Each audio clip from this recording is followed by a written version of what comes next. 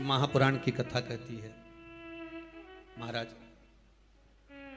पूर्णिमा का जो चंद्र है वो विशाल का है और उस चंद्र की पूर्णता में हमारी अभिलाषाएं भी पूर्ण हो। आप आस्था चैनल के माध्यम से जितने लोग कथा सुन रहे हैं, फेसबुक यूट्यूब पर जितने कथा सुन रहे हैं और कुबेरेश्वर धाम में जितने कथा सुन रहे हैं, आप में से कितने लोग हैं जो पूर्णिमा का व्रत करते हैं? जो माताएं करती हो जरा हाथ उठाइए। पूर्णिमा का व्रत जो करती हो, करते हो ना आप लोग? रखिए हाथ। अब पूर्णिमा के व्रत में आपने कई बार किताब पढ़ी होगी पूर्णिमा की, या आपने व्रत किया होगा, या पूर्णिमा का व्रत आप धारण करे होगे, तो उसमें पूजन कौन से भगवान की होती है?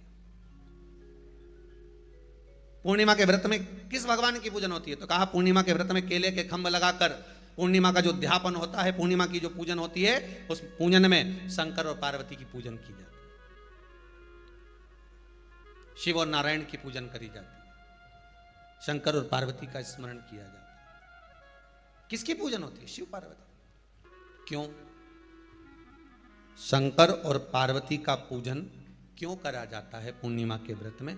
क्योंकि शिव और माता पार्वती ही केवल एक ऐसे हैं जिन्होंने अपूर्ण लक्ष्मी को भी पूर्ण बना दिया था। किसको पूर्ण बनाया है? लक्ष्मी। पूर्णिमा के दिन अगर आप शंकर भगवान को एक लोटा पानी अगर शिव को समर्पित कर रहे हो, श्वेत पुष्प को रखकर शंकर जी के ऊपर सफेद फूल को चढ़ाकर अगर एक लोटा जल भी, एक पात्र जल भी शंकर को समर्पित कर रहे हो, तो ये लक्ष्मी के लिए ही तो कर रहे हो। और कौन सी लक्ष्मी? पूर्ण लक्ष्मी। पूर्ण लक्ष्मी। आपको पहले भी कथा में कहा, एक बार भगवान विष्णु के सामने लक्ष्मी मैया ने बहुत तेज स्वर में कह दिया था, नारायण, दुनिया के लोग आपका नाम जपते हैं, दुनिया के लोग नारायण नारायण कहते हैं, दुनिया के लोग आपका भजन करते हैं, पर सत्य मायने में कहूं ना तो मेरे बिना दुनिया के लोगों की नहीं चल सकती, मेरे बिना दुनिया नहीं चल सकती, संसार मेरे बिना नहीं चल सकता। भगवान विष्णु ने कहा ये तो गलत है लक्ष्मी आपका कहना। एक दिन लक्ष्मी को अहंकार आ गया, अहंकार के संबोधन जब माता लक्ष्मी करने लगी तो भगवान उसी समय पर भगवान विष्णु को क्रोध आ गया और भगवान विष्णु ने कह दिया, लक्ष्मी तू इतनी बड़ी बड़ी बात कहती है कि तेरे बिना नहीं रह सकती संसार? मैं तुझे कहता हूं लक्ष्मी तू अपूर्ण है, तू अपूर्ण है, तू पूर्ण कब हो गई?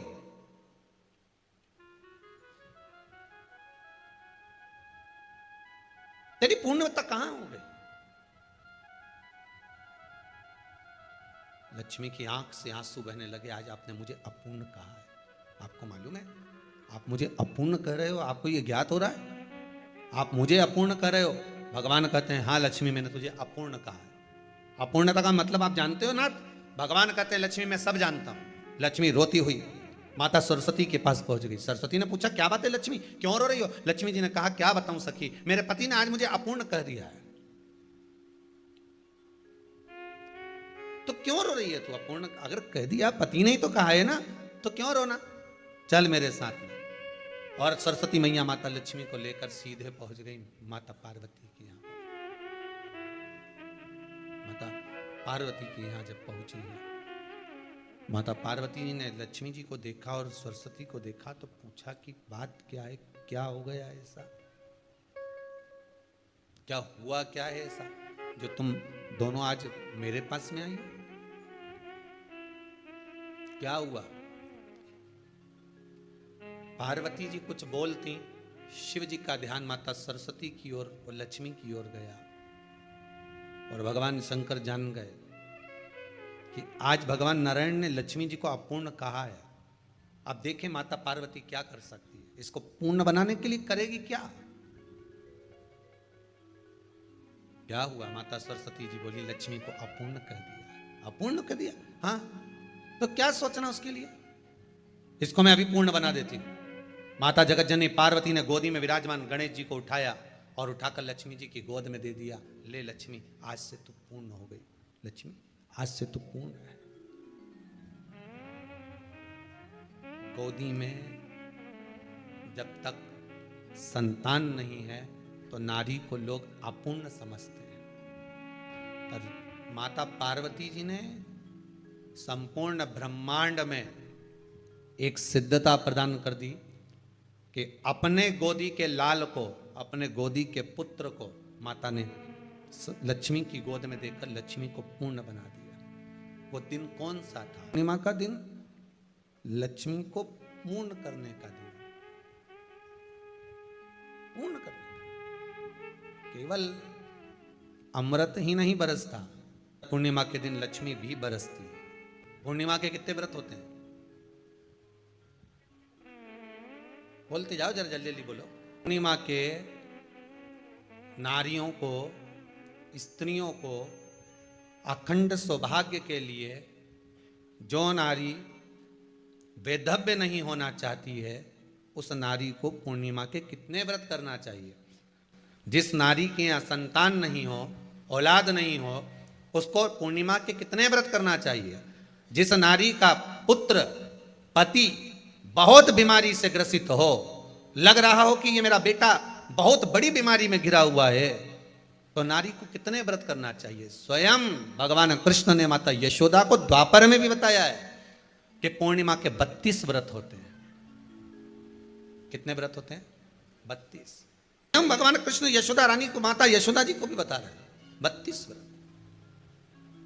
अब आपको किसी ने बता दिया होगा कि 8 कर लो, 7 कर लो, 6 कर लो, 12 कर लो, इसलिए आपने बोला कि 12 कर लीजिए, 32 कर लीजिए। अरे यहां तो द्वापर की कथा भी कहती है। यशोदा जी ने एक बार भगवान कृष्ण को रोक कर कह दिया, ए कन्हैया रुको। कन्हैया बोले, बोलो माँ क्या बात है? कन्हैया जरा रुकिए, इधर आओ जरा। भगवान कृष्ण आए। हाँ माँ बोलिए। जगह का प्रसंग है ये, जिस समय पर राधा रानी कुरुक्षेत्र में नंद बाबा और यशोदा जी को लेकर कुरुक्षेत्र के कुंड में, ब्रह्म सरोवर में स्नान कराने के लिए लेकर जाती है, ग्रहण का समय पर। और जब भगवान कृष्ण उस कुरुक्षेत्र के उस सरोवर में स्नान करने आते हैं, तब यशोदा जी ने अपने लाला से प्रश्न किया है, पूछा है कि नारी वैधव्य होकर ना मरे, उसका पति कोई रोग से ग्रसित ना हो, उसका पुत्र किसी रोग में ना पड़े। कितना सुंदर संवाद लिखा है। अगर किसी माता का पुत्र मान लो किसी नशे में डूबा हुआ है, कोई नशा कर रहा है और गलत नशा है, आपको लग रहा है कि ये नशे में डूबा हुआ है, आपको लग रहा है कि ये गलत जगह पर डूब गया है, आपको लग रहा है कि मद्रापान में, मांसाहार में या अधिक गांजा आदि का जो भी नशे होते हैं, जितने भी नशे, उसमें डूब चुका है। और माँ उसको समझा रही है, तू नशे में मत डूब, तू इस काम को मत कर, तू ये गलत कर्म मत कर। माँ उसको समझा कर हार गई। तो मेरा माताओं से निवेदन है, आप उसको समझाना बंद कर दो, एक काम करना प्रारंभ कर दीजिए। हमें जो शिव महापुराण के माध्यम से शास्त्र कह रहा है कि आप 32 पूर्णिमा के व्रत प्रारंभ कर दो। उसमें करना क्या है आपको? केवल जिस दिन व्रत रहे, रात्रि के समय पर कोई भी मीठा, कुछ भी सामग्री आप चंद्र की रोशनी में, चंद्र को अर्घ देने के बाद, पूजन करने के बाद उसको रखो, और वही सामग्री जो नशा कर रहा है उसको पूर्णिमा के दूसरे दिन उसको खिलाओ। आप धीरे धीरे खिलाना चालू करेंगे, जिस नशे में वो डूबा हुआ है उस नशे से वो छूटना प्रारंभ हो जाएगा। 2 पूर्णिमा व्रत करके तो देखो, तीसरे में तुम्हें जरूरत ही नहीं पड़ेगी। धीरे धीरे आप रुक, वो छूटना प्रारंभ हो जाएगा। स्वयं भगवान कर रहे हैं। यशोदा मैया ने कन्हैया को रोक लिया कुरुक्षेत्र के उस मैदान में, और भगवान कृष्ण का दर्शन माता यशोदा जी करी। बहुत दिनों के बाद माँ को, आज माता यशोदा को लाला का दर्शन हुआ, बहुत समय के बाद, जाने के बाद, बहुत समय। कृष्ण से माता यशोदा जी ने पूछा, कन्हैया लो, किसी नारी का पुत्र या पति रोग से ग्रसित हो,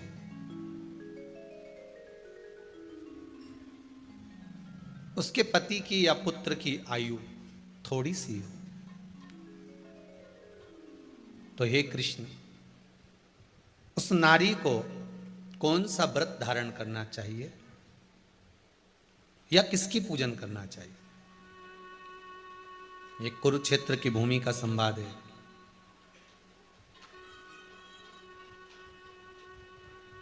भगवान कह रहे हैं, मां, अगर नारी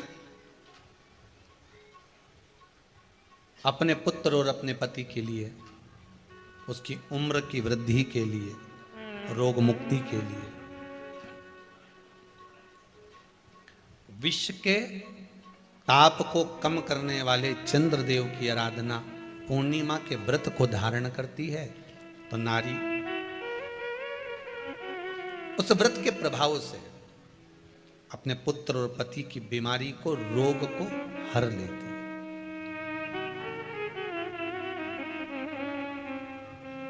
रोग का हरण कर लेती।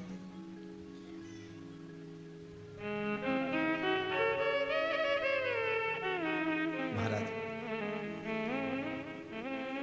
जो बच्चा बुद्धि से विकलांग हो, विद्या में कमजोर हो, परीक्षा हॉल में पेपर देते समय भूल जाता हो, वे एक काम ना करता हो, निवेदन है किसी भी पूर्णिमा की रात्रि को 12 बजे गाय के, गौ माता देसी गाय के जो 4 थन होते हैं, उन 4 थन में से जो आगे के थन होते हैं, 2 पीछे की ओर होते हैं, 2 आगे की ओर होते हैं, तो जो आगे के 2 थन हैं उस थन का दूध निकलवा लिया जाए और उस दूध का कोई भी मीठा पदार्थ बनाओ तो ठीक है, ना बनाओ तो उसी दूध में शक्कर मिलाकर पूर्णिमा की रात्रि को, जो विवेक से कमजोर हो, बुद्धि से कमजोर हो, या याद करा हुआ सब भूल जाते हो, या आपके लिए भी है कोई चीज रखते हो भूल जाते हो, विवेक याद नहीं रहता, बुद्धि में इतना प्रबल बल नहीं आ पाता, याददाश्त कमजोर होती चली जा रही, तो किसी भी पूर्णिमा की रात्रि को 12 बजे गाय के आगे के 2 थन का दूध, उसमें कोई पदार्थ, शक्कर, गुड़ कुछ भी मिलाकर भगवान के चंद्रदेव की साक्षी में उसको पिला दिया जाए। महाराज, बार बार पिलाने की जरूरत ही नहीं पड़ेगी, एक ही बार में काम कर जाएगा और विवेक पूर्ण तरह से कार्य करने लगेगा। इसी गाय के आगे के 2 थन का दूध बड़ा प्रबल होता है। पूर्णिमा की रात्रि को 12 बजे उसका प्रयोग किया जाए। दूध को निकाल लो शाम के समय, रात्रि के समय ग्वाले से कहकर, जिसके यहाँ पर देसी गाय हो वहां निकलवा कर उसको रखा जाए, उसका पान करा जाए। रोग बीमारी में प्रबलता, तो मां यशोदा जी जग कल्याण के लिए पूछ रही है। जब देवता 33 कोटि देवता उस चंद्र के इंतजार में रहते हैं कि ये चंद्र प्रबल होगा, तब जाकर ये चंद्र यहां पहुंचेगा, तब जाकर हम मंथन करेंगे, तब जाकर वो अमृत मिलेगा, और उस अमृत को देवता धारण करेंगे तो वो आनंद पा जाएंगे। हम क्यों एक एक पूर्णिमा छोड़ें? एक एक पूर्णिमा के महत्व को जानिए। कोई पूर्णिमा साधारण नहीं है, कोई प्रदोष साधारण नहीं है, कोई शिवरात्रि साधारण नहीं है। 12 महीने शिवरात्रि पड़ती है, 12 महीने में प्रदोष पड़ते हैं, का महत्व ही नहीं जान पाते। कौन से प्रदोष पर क्या करना है, कौन सी पूर्णिमा को क्या धारण करना है, कौन सी शिवरात्रि पर। कई लोगों को तो यहां तक नहीं मालूम था कि भाई श्रावण के महीने में भी शिवरात्रि आती है। वो तो बस लोगों के कि शिवरात्रि का पूजन हुआ, तो उसका स्मरण क्यों छोड़े हम? अगर ये वेद और शास्त्र ब्राह्मणों को दिए गए हैं, ये वेद और शास्त्र विद्वत जन को दिए गए हैं, तो इसका स्मरण होना चाहिए कि हम निकालकर जनमानस तक ये चीज पहुंचाएं कि हमें इस दिन ये पूजन करना है, उसका स्मरण होना चाहिए।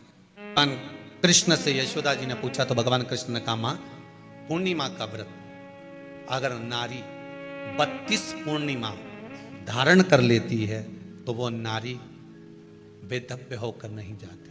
पर आप लोग व्रत जो करते हो ना, जो भी व्रत आप लोग उठाते हो, सोमवार का व्रत जैसे किसी माता जी ने उठा लिया और वो उठाने के बाद, हम तो शादी नहीं हुई थी ना जब भी सोमवार व्रत करते थे, अब शादी हो गई अभी भी हम सोमवार का व्रत कर रहे हैं, करे जा रहे हैं, और उसका कोई उद्यापन नहीं करा, कोई संकल्प नहीं लिया गया कि मैं 5 करूंगी कि 16 करूंगी कि 25 करूंगी कि 31 करूंगी कि 21 करूंगी। इसलिए पूर्णिमा व्रत का विधान में कहा गया कि 32 पूर्णिमा का पहला संकल्प होना चाहिए। उसके बाद आपकी 32 पूरी हो जाए, फिर आप दूसरे और व्रत कर लो, फिर 32 कर लो, फिर 32 कर लो, पर उसमें पूर्णता का भाव। अभी तक किसी के सोमवार और गुरुवार और शुक्रवार के व्रत ही पूर्ण नहीं हुआ, अभी तक चल रहा है, अभी तक चल रहा है। हम तो सोमवार का व्रत करते हैं, हम तो शनिवार करते हैं, अब शनिवार करते करते 4 साल हो गए, 6 साल हो गए, 5 साल हो गए। भगवान को तो थोड़ा बहुत कुछ खिला पिला के उनको एक बार तो विश्राम दे। भगवान भी मन में सोच रहे अब तो निपटेगी तभी छोड़ेगी।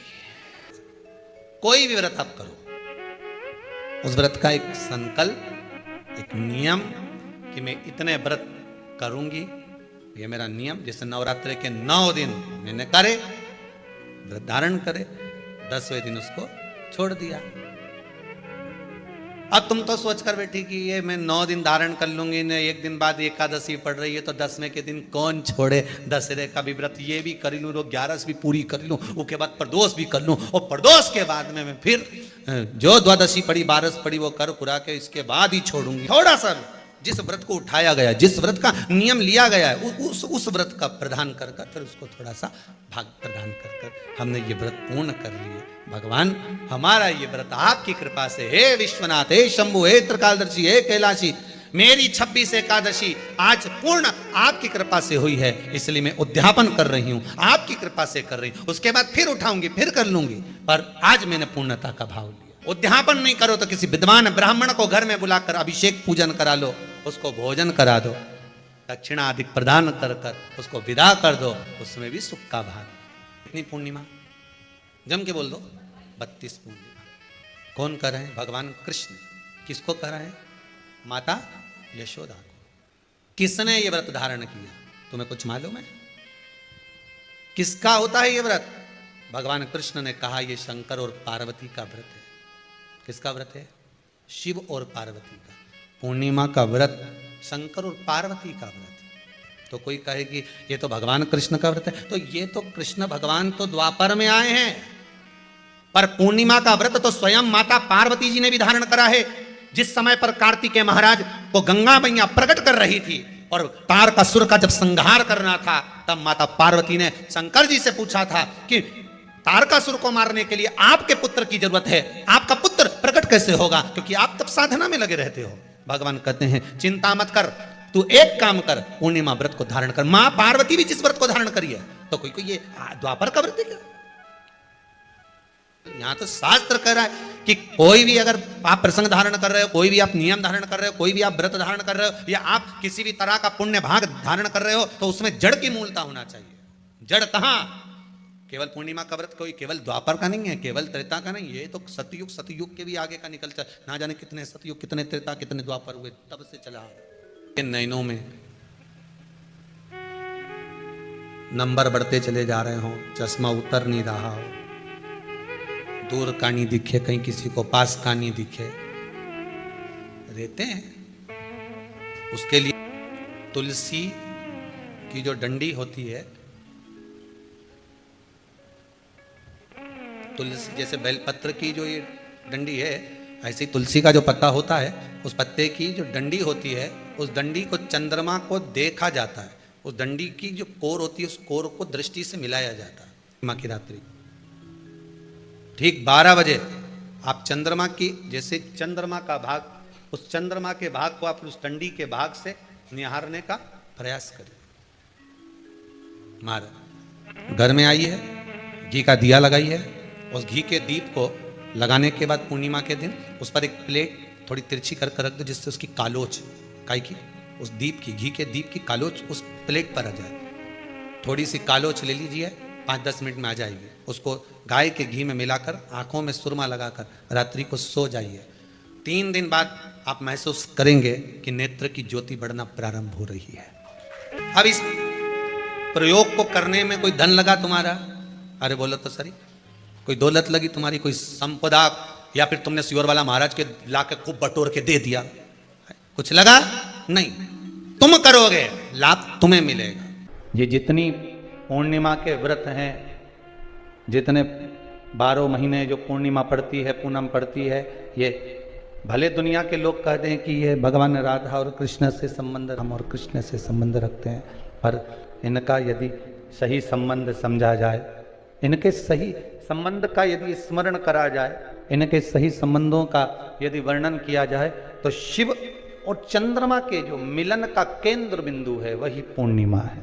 केवल एक पूर्णिमा वहीं तक नहीं रही कि भगवान कृष्ण और राधा जी ने रास किया, केवल वहीं तक उसकी सीमितता नहीं है। बात ध्यान रखिएगा, यदि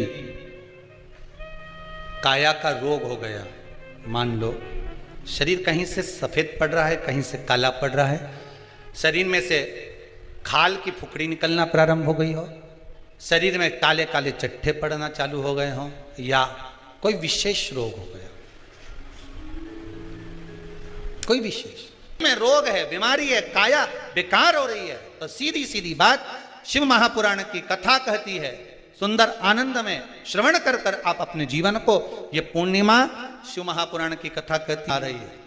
कुछ नहीं करना, पीपल का एक पत्ता, उस पत्ते पर थोड़ा सा चावल, पूर्णिमा की रात्रि को अपने हाथ में लेकर अपने नयनों से लगाकर शरीर पर से स्वयं उतार कर उसको दरवाजे के पास रख दीजिए। पूर्णिमा की रात्रि को पूर्ण होने पर उस चावल को दूसरे दिन सूंघ कर बहते हुए पानी में डाल दीजिए। महाराज कितने भी रोग से ग्रसित हो गए, पीपल का एक पत्ता 52,000 ब्राह्मण की साक्षी कराता है। महाराज बहुत ध्यान देना, पीपल के वृक्ष में स्वयं नारायण का, मेरे कृष्ण का वास है। स्वयं भगवान गीता के अंतर्गत कहते हैं कि मैं पीपल का वृक्ष हूं, नारायण उसी में बस। 52,000 ब्राह्मणों का वासा एक पीपल के पत्ते में होता है। और आपको पहले भी कथा में कहा, गाय ब्राह्मण बहन बेटी ये सब काल का हरण करने वाले हो, काल को हरने वाले हो। रो को मिटाइए, शिव का स्मरण करो। पूर्णिमा के दिन चावल का एक आखा दाना, आखा दाना जानते हो, पूरा खंडित चावल नहीं, कितना चावल, एक दाना चावल का शंकर भगवान के शिवलिंग पर समर्पित करिए। एक बेलपत्र जिसका डंडी का मुख अपनी ओर हो, जहां से चावल चढ़ाया है, उस चावल के ऊपर अपनी कामना कर कर रख दीजिए और चंद्रमौली भगवान का स्मरण करिए। कौन से भगवान? शंकर भगवान का सर्वश्रेष्ठ सुंदर नाम है चंद्रमौली। चंद्रमौली भगवान का स्मरण करिए, अपनी कामना कर कर बेलपत्र समर्पित कर कर शिव जी पर एक लोटा पानी, एक जल पात्र समर्पित करो, कलश से जल चढ़ा दीजिए, नैनों में वो जल लगाकर अपनी कामना कर कर वापिस घर को आइए। आएगी जो कामना करी है मेरा चंद्रमौली भोलेनाथ उसे पूर्ण कर ही देगा। शिव उपासना के लिए जितनी 12 महीने में पूर्णिमा पड़ती है, एक एक पूर्णिमा का व्याख्यान वर्णन करेंगे। आज तो कथा का महत्तम दिवस है, पहला दिवस है, तो हम उसको महत्व समझें कि पूर्णिमा का महत्व क्या है, हम उसका महत्व समझें कि शंकर और चंद्र का रिश्ता क्या है, संबंध क्या है। भगवान ने जितनी पूर्णिमा बनाई है, जितने नक्षत्र बनाए, जितनी घड़ी बनाई, जितना पल बनाया, जितना समय बनाया, ये शंकर भगवान ने जो बनाया ये गलत नहीं बनाया, श्रेष्ठता के लिए बनाया, जग के उद्धार के लिए, संसार के उद्धार के लिए बनाया। अब उसका प्रयोग आप करें ना करें ये आपके ऊपर है, आप उसका प्रयोग कर रहे हैं ना कर रहे हैं आपके ऊपर, पर जो बनाया है मेरे भगवान।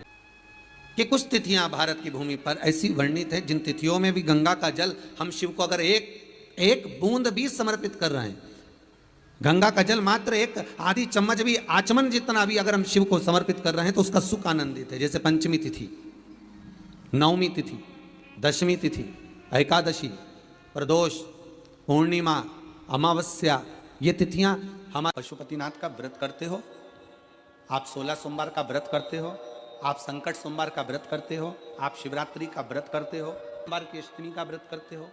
उन व्रतों में सारे व्रत करो, मना नहीं है, पर उस व्रत में अपना पूर्ण समर्पण परमात्मा के प्रति रखो।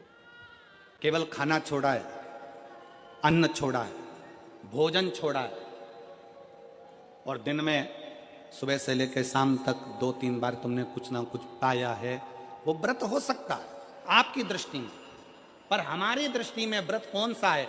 शिव महापुराण की कथा कहती है कि सुबेरे आपका व्रत चालू हुआ, दूसरे दिन ब्रह्म मुहूर्त तक जो आपका व्रत आपने रखा है, भगवान का जो व्रत कर रहे हो, उस व्रत में एक बात अपने अंदर उतार कर रखो कि इस दिन मैं अपने मोबाइल का त्याग करती हूँ, पूरे दिन मैं मैसेज नहीं पढ़ूंगी, मैं देखूंगी नहीं, मैं अपशब्द नहीं कहूंगी, मैं जानूंगी नहीं। दूसरा, आज के दिन मेरा व्रत है, आज 1 महीने में, 15 दिन में, 2 दिन में, 20 दिन में मैंने अगर किसी से भी अपशब्द कहा होगा, आड़ा टेढ़ा कहा होगा, तो सबसे पहले आज व्रत वाले दिन मैं उसको सॉरी कहूंगी, क्षमा मांगूंगी और अपने हृदय से लगाने का प्रयास करूंगी। व्रत है, व्रत का तीसरा अंश, आज मेरा व्रत है, मैं आज के दिन किसी को भी अपशब्द नहीं बोलूंगी, किसी के लिए आड़ा टेढ़ा नहीं बोलूंगा, आज जितना बन सकेगा मैं सात्विक जीवन जीऊंगा। चौथा, आज मेरा व्रत है, आज के दिन मैं झूठ नहीं बोलूंगी, ना झूठ बोलूंगा सुबह से लेकर शाम तक। और 5वां, आज व्रत वाला दिन है,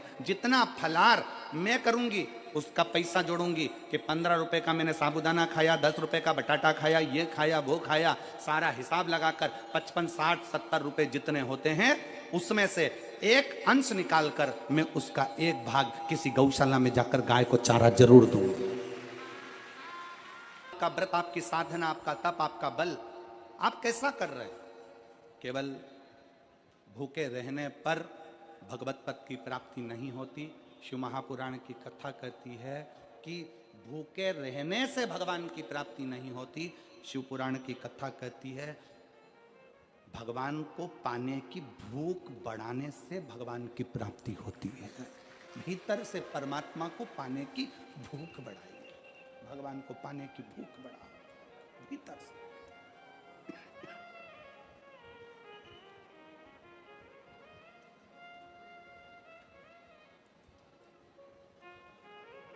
व्रत करो मना नहीं, तप करो मना नहीं, साधना करो मना नहीं, पर उस तप साधना में व्रत में परमात्मा को पाने की ललकता हो आपके भीतर, भगवान को पाने की ललकता हो आपके भीतर, भगवत पद को पाने की ललकता हो आपके भीतर, तो भगवान। हाँ, पुराण की कथा एक बड़ी सुंदर बात कहती है, व्रत आप करते हो, उपास आप करते हो, नियम आप लेते हो, पूरा किसको करना पड़ता है? तुम्हें नहीं। व्रत आप करते हो, उपास आप करते हो, नियम आप लेते हो, और पूरा देवाधिदेव करते हैं, भगवान शंकर करते हैं। बस इतना जरूर याद रखें कि जैसे कुछ प्राप्त हो भी गया तो शिव को धन्यवाद देकर शंकर के दरवाजे पर जाते रहना, यह हमारा कर्तव्य है।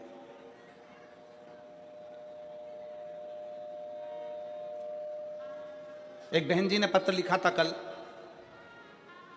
उस पत्र में बहन जी ने लिखा कि शिव महापुराण तप का मतलब क्या होता है? चलिए, उपास का मतलब बताओ। खाना छोड़ देना व्रत नहीं है, दूसरे का धन छुड़ाकर खाना छोड़ देना व्रत है।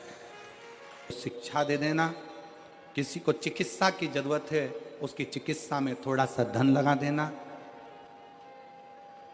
कोई रोते हुए के आंख के आंसुओं को पोंछ देना, किसी के दुख में खड़े होकर उसको खुशियां प्रदान कर देना, ये दुनिया का सबसे बड़ा व्रत है, सबसे बड़ी साधना, सबसे बड़ा तप।